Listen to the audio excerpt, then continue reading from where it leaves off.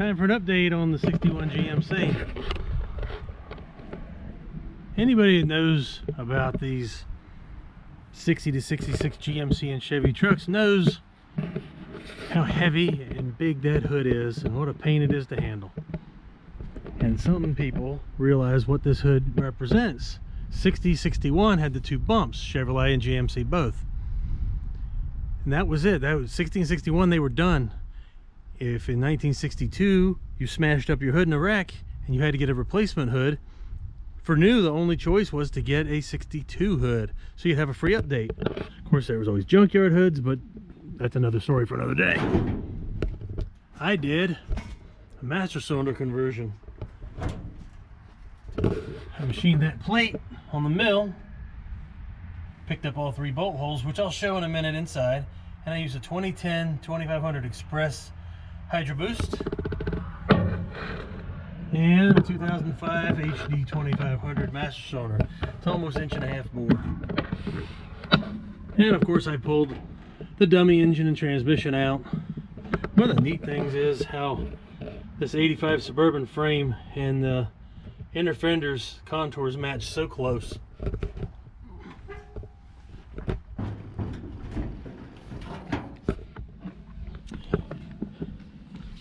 We get around to, I talked about the rear axle being a 2005 2500. I don't think I talked about the front axle, which is a Dana 60 1-ton square body. Part of the reason for that master cylinder I chose is, yes, that rear end, but a matched set of calipers in the front, where although these aren't the real calipers, they're dummies and who knows how bad they are. I'll get some replacements. But yeah, those are 2005, and the rotors. Anyone who's ever done the brakes on 77 or so, newer, I think 7791 was the 1-ton Dana 60. If you've done that, you know how much of a pain in the butt the rotors are to take off. You have to take the hub apart, pull the hub, take the rotor off the backside, replace it, put it all back together. Well, I took the lathe and I cut those hubs down so the new rotor fits right over top, so it's replaced just like a late model truck. I did a crossover steering. I did a panhard bar, because I found that when I put that at the crossover steering instead of the push-pull, when I rotated this shaft just sitting here, I watched that shackle wiggle. That doesn't sound too fun for the street. So a panhard bar I made instead of buying one, because I make a lot of stuff. I grabbed the 2-wheel drive steering box for the crossover steering, and that is Detroit Speed's fast ratio box. I use fast ratio box on the hot rods I build, because mostly I build cars. And yeah, I just showed my table of junk. But I mostly build cars, and I always put a fast ratio box, like an old Chevelle or something like that. I do a lot of Corvette stuff, and they always come with it. So I figured, well, 4-wheel drive may as well have a fast ratio box. I may be wrong, because the last 4-wheel drive I had was in 1995. It was a 72 Blazer that I put a big block in, and it was 4-wheel drive. It sure was fun. And I probably should have kept it, because, well, they're worth a whole lot more money now than they were in 95. But anybody who's really sharp will recognize that steering column. You will say, hey, that's a 71, 72 Cheyenne Super steering column, or whatever those years that you ordered it in. No key on the column. And so some other people who are real sharp and go, yeah, he didn't find one of those. He got a hold of a van column from the 70s. And that's still not even right. Although those answers are right, that's where those columns were. There's a little known place to get those columns. This is out of like a Winnebago, a GM based Winnebago of the 80s. I was lucky enough, a friend of mine was parting one out for the big block, and I said, hey, what about that column? And he sent the column over here, because I am just too cheap to buy an I did it column when I can just build one like this. And I used the original 61 jacket right on here. I drilled my my holes and tapped everything, put it all together. That gray, you may think it's weird, that's the absolute dead ringer for the paint, the match for the paint that was on the original column. Don't know why they did gray with a silver interior. And 64 fake wood wheel that had some cracks. It wasn't good enough for a 64 Impala project somebody was doing, but it's good enough for me to fix the cracks and paint it gray. And I took a Corvette 60s Corvette horn button and cut down my original horn cap for the GMC,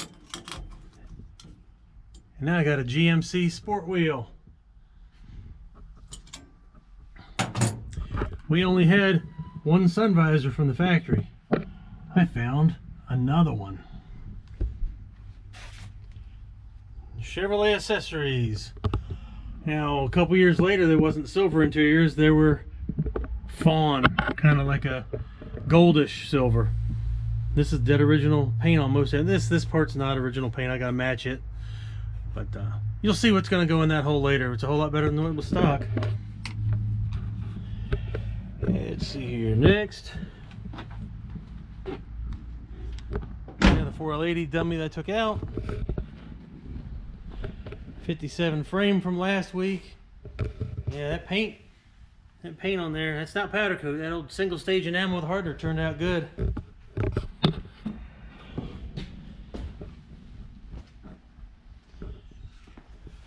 My little fabrication bench. That's the original master cylinder from the, not from this truck, it's a spare that's junk. Now, the street rod guys in the 60s liked these things. Clutch, brake, all in one. I saw several old 60s pictures with these on firewalls of 32 Fords. So what I did was I chopped this side off, bored a piece of aluminum, made that 3-bolt bracket arrangement, covers that one hole, gives me a spot for the Hydro Boost. I see a lot of power brake kits that just have these 2 holes. That just doesn't seem like enough for a booster and everything to hang off of. 3, yeah, I'll do that. And I made it all on my Bridgeport, which I am no machinist, but I make do. We can talk about what's going in the truck for powertrain, because I'm sure a lot of people are curious. This is an 84 crew cab dually transfer case that was a shift on the fly version, but I changed when I rebuilt everything. You know, no slip yoke on the crew cabs. I did. I got rid of this case. Cover had to be changed. The gear set, the front, and the output shaft. Well, apparently it seems that Ford had the biggest output shaft, so I used all the mid-70s Ford NP205 case front drive setup. And I twin sticked it, so here I am in 2 high, 4 high,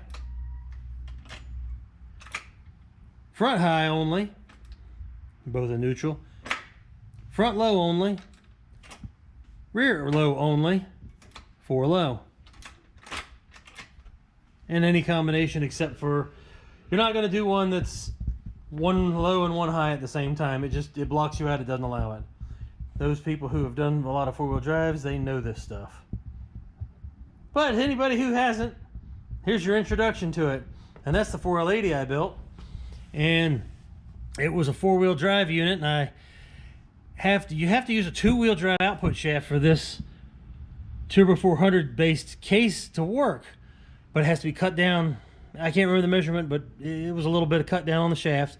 Then you have that spacer. Then it all fits up good. Since I was building this 4L80 anyway, I decided to put the rear reluctor on, so I don't have a speed sensor for a 205, but I put the reluctor on, and now I have a speed sensor there. And as you can see by the harness, this will be controlled by Holley Dominator. Yes, I could use Terminator X, but I'm spoiled, and I love my outputs and inputs. And then we go to the engine that everybody probably wonders about, and if you don't wonder and don't care, that's fine. That is before it was decided to be discontinued. For just a little bit of time, Holley released a set of square body 4-wheel drive stainless black hooker headers. I got mine an 1 7/8. Oh, they sure are nice. I'm glad I ordered them even before I needed them, because they were gone as quick as they got to us. Then my low mount SD7 sanding, because I will have AC. I use AEN hoses for my radiator.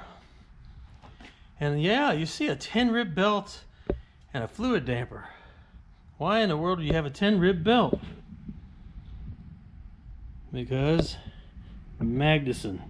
Now I've got to clean this whole engine up and detail it, but it barely had any run time when I had it in the other truck. It just wasn't really fun in that truck, but it should be fun in this one. So there we go. There's the update on the GMC. And so those 232 people who have decided to subscribe to me, thank you. And I hope to do more. And maybe I'll get better at this videoing after a while. But right now, I'm just beginning and don't know what everybody wants to see, what everybody likes. But you guys, I bet you'll tell me. That those who have subscribed, and those who like, and those who comment, sure is encouraging me to get moving on my project. And if that's the only thing I get out of this, is to finish my project a little quicker because you guys are motivating me, man, that's just worth it to do these videos.